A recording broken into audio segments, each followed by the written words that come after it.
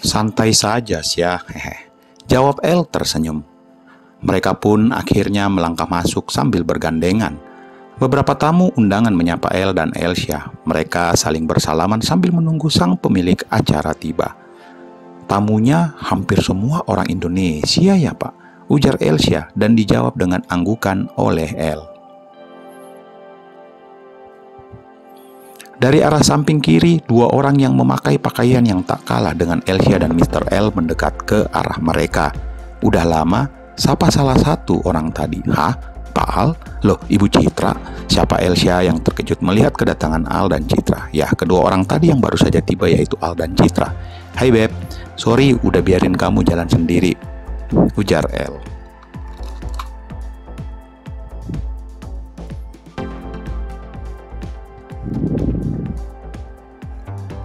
Citra tertawa di samping Al karena kelakuan El. Emang gak boleh kalau saya dan Citra hadir di acara rekanan bisnis kami? Tanya Al dengan raut wajah yang datar. Enggak kok Pak, cuma kaget aja karena kata Mr. L, kami hanya berdua yang menghadiri acara partner bisnis Tiga Mandiri Perkasa. Jawab Elsia gugup. Hayo, kelihatan kalian berdua gak seneng ya? Ah baby, bisa aja. Enggak lah, kan Elsia bukan tipe gua. Hehe, jawab El dan dibalas dengan cubitan kecil oleh Citra. Di atas panggung kecil yang didesain minimalis dengan kembang bunga, terlihat seorang pria baru saja naik ke atas panggung tersebut. Suara mic yang baru saja storing karena penyetelan dari pemilik event organizer. Hai, sore semuanya, ujar pria itu saat menggenggam mic di atas panggung. Semua undangan yang hadir serentak berbalik ke arah panggung. Tak terkecuali Elsia dan rombongan pun ikut menoleh ke arah suara tersebut. Elsia terkejut melihat siapa yang berada di atas panggung. Nostra dengan style tenggilnya masih mencoba memberikan kata sambutan kepada para undangan yang hadir di acara tersebut.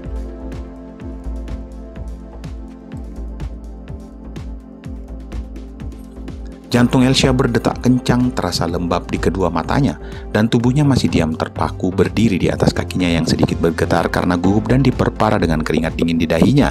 Suhu di alam terbuka yang lumayan dingin sepertinya tidak memberikan efek apapun untuk tubuhnya yang mengenakan gaun berwarna biru muda.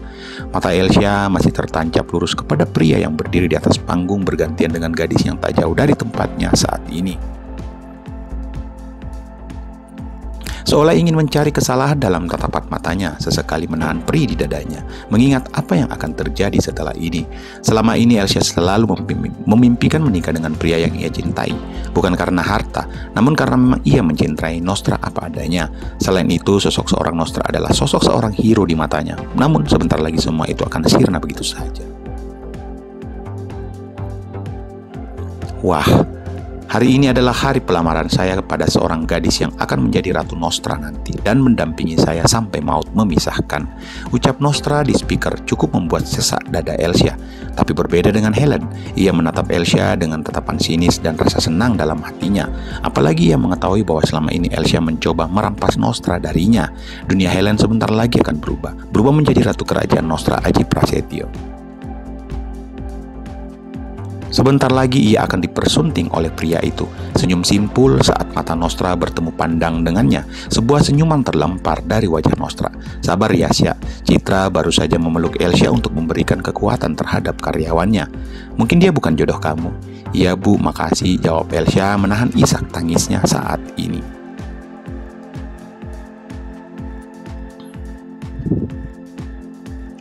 Citra mengelus pundak Elsia, menenangkan gadis itu dari emosionalnya saat ini. Jelas seorang yang ahli di bidang psikologi seperti Citra sangat mampu membaca situasi hati dan pikiran Elsia sekarang. Tapi Bu, akhirnya Elsia tidak mampu membendung air matanya dan rasa sesak di dadanya, maka ia pun mengeluarkan tangisannya di depan Citra. Citra segera memeluknya. Al hanya diam menyaksikan drama antara Citra dan Elsia yang dianggapnya seperti telenovela. Nah, gadis itu adalah suara Nostra terdengar kembali di telinga Elsia, maka gadis itu pun makin tak tahan akan rasa sakit di hatinya. Ingin sekali ia menggagalkan semuanya, namun apa daya ia pun hanya bisa menahan emosionalnya dan berharap ini semua hanyalah sebuah mimpi. Helen terlihat tak sabar untuk naik ke atas panggung. Ia menoleh ke arah Elsia dan mencibir seolah memandang remeh gadis yang saat ini menangis di pelukan Citra.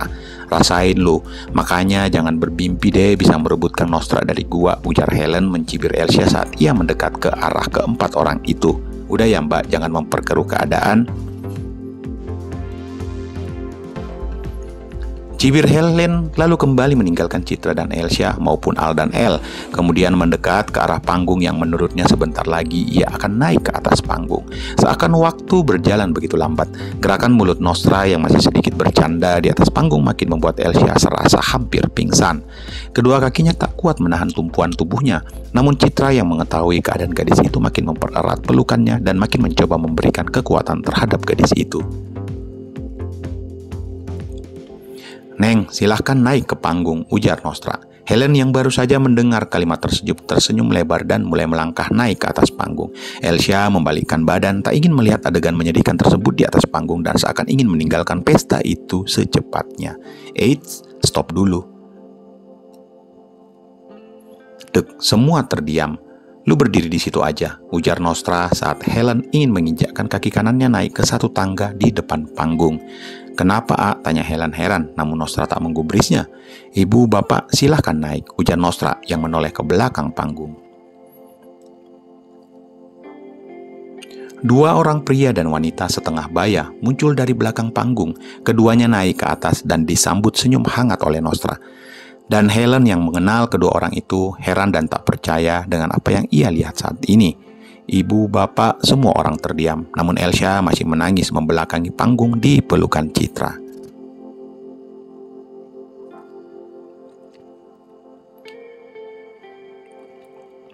"Saya Nostra Aji Prasetyo, ingin melamar anak bapak untuk menjadi istri saya dan menjadi ibu dari anak-anak saya nanti sampai maut memisahkan kami." Nostra melanjutkan kalimatnya yang sempat terhenti sambil menunduk di depan kedua orang tua itu. Semua orang makin terdiam, menanti saat-saat yang menegangkan di atas panggung. Begitu juga dengan Helen yang seakan dunianya mulai runtuh melihat adegan tersebut. Sesak di dadanya, dan air matanya sudah membasahi kedua pipinya. "Bapak dan ibu menyerahkan semuanya kepada putri kami. Kalau ia mencintai Nostra, kami pun akan merestuinya." Jawaban bapak itu membuat Elsia membalikkan badannya dan sontak ia pun menutup mulutnya dengan kedua tangannya. Karena mengetahui kedua orang tua itu adalah bapak dan ibu kandungnya. "Bapak, ibu," Elsia tak kuasa menahan tangisnya saat melihat Nostra melamarnya di depan kedua orang tuanya. Oke Neng, mau menikah dengan saya," ujar Nostra di atas panggung membuat Elsia makin bahagia dengan apa yang dilakukannya. Ia tak pernah menyangka dengan semua ini. Sambil menangis, ia menoleh ke arah Citra dan Al dan juga Elsa akan meminta jawaban dari ketiga direkturnya. Maka dengan anggukan pelan dan senyuman oleh ketiganya, maka Elsia pun hanya mengangguk menjawab pertanyaan Nostra di atas panggung. "Tidak," tiba-tiba Helen berteriak histeris. Sesaat kemudian, ia pun mulai tak sadarkan diri. Untung secepatnya dua orang bodyguard memegang dan mengamankannya. "Bawa ke dalam, Pak," ujar Nostra kepada kedua bodyguard yang menolong Helen barusan. "Sayang, silahkan naik ke atas atuh," ujar Nos selanjutnya mengajak Elsia naik ke atas panggung. Elsia melangkah ke atas panggung sambil tak kuasa menahan kebahagiaannya saat ini. Tangisannya berubah dari tangisan kesedihan menjadi tangisan kebahagiaan. "Hai," ujar Nos dengan tengil menyapa Elsia saat sudah berada di atas panggung, namun Elsia tak menjawabnya dan menghamburkan badannya memeluk kedua orang tuanya. Ia menangis di pelukan kedua orang tuanya. "Udah Neng, gak malu apa sama orang-orang, dari tadi nangis mulu," ujar Nos, membuat Elsia langsung memeluknya dan memukul-mukul dada pria itu karena kesal bercampur bahagia. "Aa jahat, loh kok jahat sih?" ujar Nos membuat kedua orang tua Elsia hanya tersenyum melihat tingkah keduanya.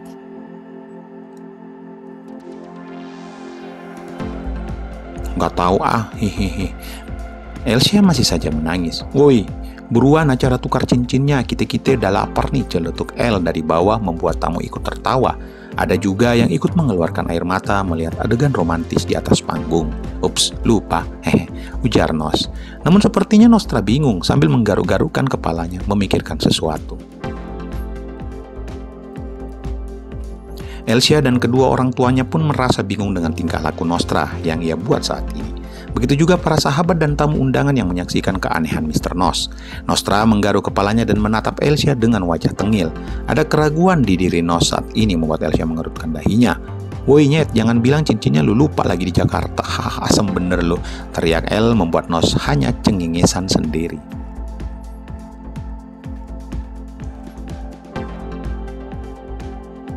"Astaga Kang, gak pernah berubah kamu," ujar Al geleng-geleng kepala. Semua orang yang hadir ikut tertawa melihat banyolan mereka. "Aa," bisik Elsia seakan ingin meminta jawaban dari Nostra atas apa yang dikatakan kedua sahabat Nos tadi. "Eits, yang bilang lupa siapa woi?"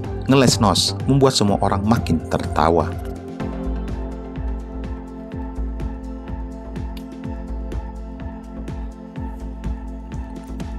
"Mana buktinya kalau lu nggak lupa dodol," ujar El membuat Nos salah tingkah. "Hahaha, entahlah." "Oke Neng, Aa mau nanya sekarang," ujar Nos yang berubah menjadi serius dan menatap wajah Elsia. Elsia bingung melihat perubahan Nos. "Iya A."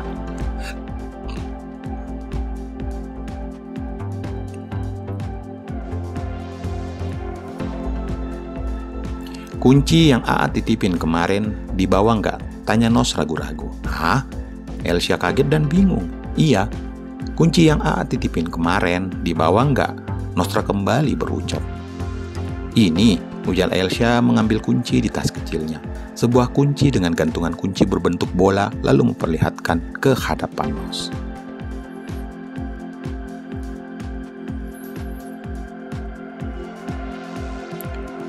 "Yang ini, A." Alhamdulillah, kirain. Lega perasaan Nos kali ini. Dan ada perasaan bangga terhadap Elsia karena masih membawa amanah Nos kemana aja ia pergi.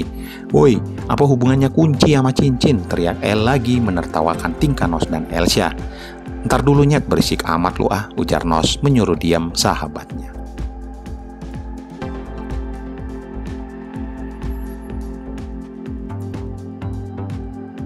Elsia masih menunggu jawaban dari Nostra dan juga kedua orang tuanya. "Buka Gi bolanya," ujar Nostra. "Maksudnya?" tanya Elsia. "Buka aja gantungan kuncinya." Dua buah cincin emas dengan berlian kecil menghiasi kedua cincin itu saat Elsia membuka gantungan kunci tersebut.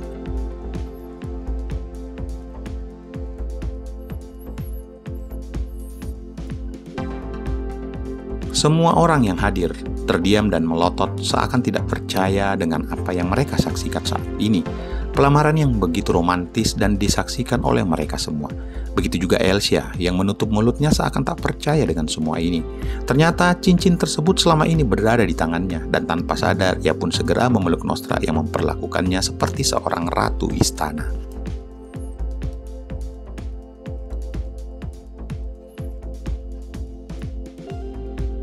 Elsia menangis.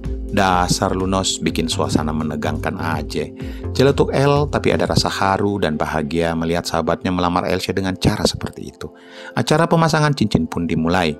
Baik Elsia maupun Nostra memakaikan cincin di jari manis, saling bergantian satu sama lainnya. Setelah itu, maka semua tamu undangan dipersilakan untuk menikmati santapan makan malam mereka.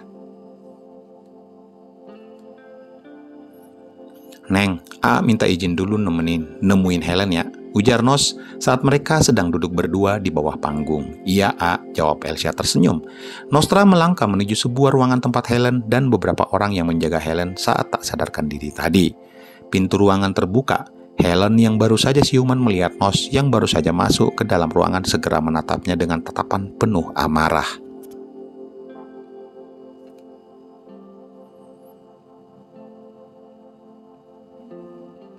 "Neng," ujar Nos mendekat. "Pergi kamu jahat, kamu jahat, kamu ah." Helen histeris dan segera memeluk Nos memeluknya untuk menenangkannya, yang masih berontak tak menerima perlakuan Nos terhadapnya. "Dengar sekarang, hei," ujar Nos dengan nada tinggi, membuat Helen terdiam. "Oke, pertama saya minta maaf atas apa yang telah terjadi tadi." Nos mulai menurunkan nada suaranya dan mencoba berbicara dengan Helen. "Saya sebenarnya sudah mengetahui apa yang telah kamu lakukan di belakang saya bersama Nikolai. Ucapan Nos barusan membuat Helen melototkan kedua matanya seakan tak percaya bahwa selama ini Nos telah mengetahui hubungannya bersama Nick. Tapi ujar Helen ingin menjelaskan namun terpotong oleh Nostra.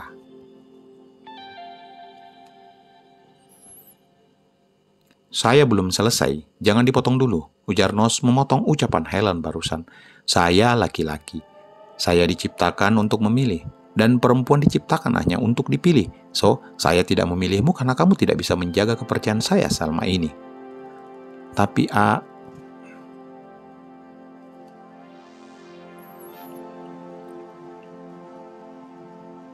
sudah, semuanya sudah berlalu, dan saya lebih memilih Elsie untuk menjadi istri saya nanti. Tapi kenapa nggak ngomong di awal? Tangisan Helen makin pecah mendengar apa yang Nos ucapkan barusan. Kan Helen bisa menjelaskan semuanya. Nggak ada yang perlu dijelaskan. Semuanya sudah selesai. Helen nggak mau. Gimana kuliah Helen? Gimana masa depan Helen nantinya? Tenang, Neng. Saya nggak seburuk apa yang kamu pikirkan, ujar Nos tersenyum. Ini ATM dan buku rekening atas nama kamu. Nilainya menurut saya lumayan, dan mungkin bisa membantu kamu untuk menyelesaikan kuliah dan juga mungkin selebihnya kamu bisa buka usaha di Bandung. Saya yakin tabungan ini lebih daripada cukup. Lanjut Nos memberikan sebuah ATM bank swasta beserta buku rekening yang telah dipersiapkan oleh Nostra. Nilai tabungan rekening tersebut lumayan banyak, mungkin bisa menopang hidup Helen selama 10 tahun kemudian.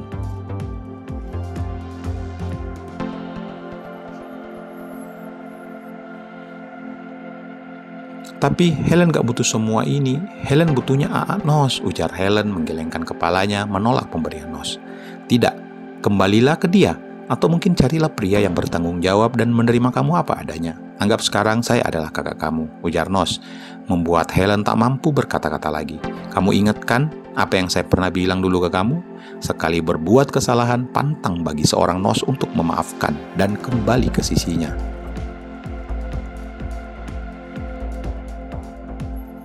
Iya ingat, ujar Helen. Ya udah, tuh udah ingat. Jadi mulai sekarang lupakan semuanya dan menataplah masa depanmu yang menunggu kamu saat ini. Oh iya lupa, Nick sekarang berada di Polda Metro Jaya. Saya dan Elle memberikan sedikit pelajaran buat dia. Lanjut Nos membuat Helen terkejut. Jenguklah dia. Paling sebulan doang dia di sana. Saya dan Elle sudah mengatur semuanya. Untung saja Elle datang lebih cepat dan menggagalkan perbuatannya kepada Elsia.